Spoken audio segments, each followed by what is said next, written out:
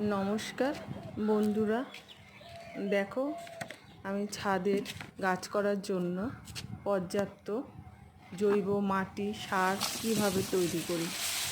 ओई छाद झाड़ दिए छादेर जत नोंरा आबर्जना जेमन फुल फुलेर पापड़ी पाता टबेर तला दिए गड़िए जाওয়া माटी ओगुलो सब झाड़ दिए आमी একটা কোলামকুচি দিয়ে টবের তলায় তারপরে টবের উপরে সব ঢালি।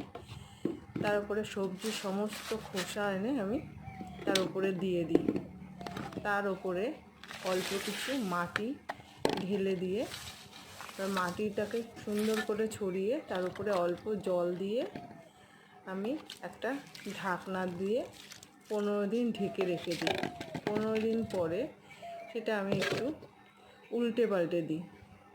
এরকমভাবে ঠিক 2.5 থেকে 3 মাস পরে আমার সুন্দর জৈব সার এবং পর্যাপ্ত মাটি তৈরি।